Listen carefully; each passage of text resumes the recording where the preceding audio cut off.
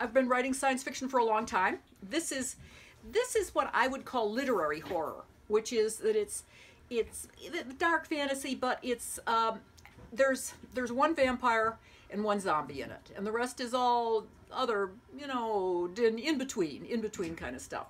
So it's called Bonsai Babies, and I sent the collection to Kate Jones, who is the editor at and publisher at Omnium Gatherum, and she accepted it just without any changes. And I said, wait a minute, you know, are you sure that you want all this, you know, this particular stuff? There's one story in there that has, there's something to offend everybody in there, this book, I hope. Cool. And so she just took it, and in the order, she may have changed the order around a little bit, and there were some typos and things like that she changed, and it came out fast. So I was just totally unprepared for it. One of the things that occurred to me when I was naming it, there's a story in here called, I think it's called Bonsai Babies. See, I can't think. Bottle babies. Bottle Babies, yeah. But it's basically, well, you'll find out about it. And the thing that's awful about the book, and the thing that, and I will tell you that there are people who do not like stories that have cruelty to children in them. And for that, I apologize. I realized after I put the book together that this seems to be an ongoing theme with me, that I have a lot of stories in which children are endangered or abused, and it's just, it isn't deliberate, it's just, when you're trying to write a story and you want to show somebody who's in the most extreme danger, why, you know, a child, basically. But, and this is not a spoiler, because I know that there are people that don't like stories where innocents, like children, die. They don't. All of these stories are by saving children. So don't, you know, and that's a spoiler, I know. So, but, you know, you can take it home. At least that is not going to be an offensive thing. And I really don't have a lot other things to say about it. It's the first collection that I've done by myself. I did a collection with Marge Simon about dragons, actually a couple that had fiction in them. I do a lot of poetry, as you know. This is the first solo collection I've had, so it spans a number of years. It has a Nebula nominee in it. It does not have the Nebula, my Nebula winner, because I'm going to put together, this is, as I say, dark fantasy. I'm going to put together a science fiction collection, which will have the Mars stories in it. And the Nebula story is a Mars story, and I'm going to put those together. So that will happen eventually, but the Omnium Gatherum is specifically dark fantasy. And they're really a wonderful publisher. I love the cover. You know, a lot of editors, a lot of authors look at their covers and they think, you know, I really didn't have that in mind, you know, but there's no naked babes, no slathering, bleeding vampires on the cover. Not that there's anything wrong with slathering, beating, or naked women. I mean, fine things, but I didn't want the cliche. And she just did this wonderful cover, and she did it herself. She's the artist, you know. So anyway, I thought what I would do basically is read a story. And then basically, I could read two stories. I've got one that's 8 minutes and one that's 6 minutes. I'll see how you feel about it. And then basically just sort of like party. So this story is called Pigeon Drop. A friend of mine asked me if I'd be in her an anthology that she put together for Double Dragon. And I said yes, foolishly. And then I had to come up with a story because she wanted something that came out of my ethnic background. And I had to think about it for a long time. And then I realized that actually I had a story in mind. I had to write it, but I had something that was in mind that I could do. So this is called Pigeon Drop. A cat told me this story. I was looking up relatives who I had heard lived somewhere in Campobasso, and during my search I encountered this ancient feline hunting voles on the war of the Borgo Antico in Termoli. He was walking on the wall, which was almost vertical, picking his way very sure-footed. I believe this cat's name was Massimo, but he mentioned it only once and after would not repeat it. He told of Puntino, a half-grown kitten, perhaps a relative of his. This little Puntino knew no magic himself, but he lived with Cagliostro, the Mage of Venice, along with a pigeon named Semiramis. Puntino was entirely black except for a white diamond on his chest. His mother had been feral, and perhaps the rest of his litter remained so, but he picked up scraps of meat from the cacciatore left over on Cagliostro's plate, and he purred at the magician's feet.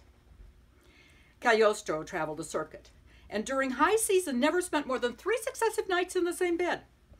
The mage was ambitious, always striving to create new tricks. The pigeon Semiramis was the star of his current finale. Puntino at first played too rough with Semiramis the pigeon, but after a while he grew more gentle and considered the bird his friend. However, every morning the bird would shriek in terror until Puntino calmed her by catching her and letting her go several times. She seemed to settle down and even showed guarded affection to both cat and magician during the off-season when Cagliostro retired to a villa in Rodi Gargianico. Why so nervous? Puntino meowed at the bird sometimes, but Semiramis never answered. She couldn't talk, he decided, only coo in that soothing way cats love. For one engagement, the magician's lodging were directly above the theater where he performed, and so Puntino slipped down and draped himself on the back of an unsold seat in the balcony to watch. A pianist played a bit of Puccini overtures and also Tartini's The Devil's Trill Sonata to build suspense for the magician's tricks. Puntino found these almost as delightful as his lost mother's purr. At the finale, Cagliostro crowed, "And now I present my long-time avian companion, the Honorable Semiramis, a dove of noble birth and intrepid spirit." The magician always referred to Semiramis as a dove, since it sounded more elegant than a pigeon. Cagliostro invited children in the front rows to offer the bird crumbs, and Semiramis pecked at these warily. With a flourish, the magician placed Semiramis's cage on a table at the front of the stage. He made a show of demonstrating that there was no hole in the tabletop, nothing underneath the table. He even asked a small boy in a sailor suit to come up and crawl underneath it. The boy did so, waving shyly at his parents in the third row. Cagliostro then clapped sharply, and a massive safe, half as big as a steamer trunk, descended from the fly space. The safe, suspended on a rope, dangled ponderously above Semiramis in her flimsy cage on the table. The bird hopped about, almost as if having a presentiment, and Puntino's ears perked forward, and his green eyes glistened with interest. Cagliostro mounted a stepladder and drew out a sword, which he had used in a previous trick. The pianist leaned into the ivories, rumbling forth arpeggios in a minor key. Then the magician slashed the rope that suspended the space. It fell. The audience gasped. Crash! The massive safe utterly smashed the cage. The table rocked, but it did not collapse. Feathers swirled in the air. Was that a splatter of blood? It's exciting. Frightening. The audience tittered and shifted in their seats, but Cagliostro descended to the stage floor with a triumphant smile. He reached into the pocket of his silk waistcoat and with a flourish produced a slip of paper. He perused the message, then twirled the dial of the safe. The minute he had opened the door, Semiramis, uncaged, unharmed, fluttered out. Cagliostro nimbly caught the bird's legs. She cooed, obviously unhurt. How had the magician done this? Puntino was only a 9-month-old kitten, but he knew that the magician's other tricks were all bogus. Devices purchased by mail order or made by his own clever assistant, a dwarf girl named Lucrezia, who lived near Termoli. Puntino paddled back to the magician's dig, settled on the soft rug at the foot of the bed, and thought about this. When the show opened to a new theater, Puntino followed Cagliostro to see if perhaps he had made a deal with a minor devil. Perhaps some of the magician's magic was real. The magician set out for the theater, only a few blocks away. As always, he wheeled his gear on a cart with the safe strapped securely in front and the birdcage dangling from his arm. But instead of going directly to the theater, he detoured to a verdant piazza. Puntino pussyfooted after him, curious as only a green-eyed kitten could be. Cagliostro opened the door to the safe easily.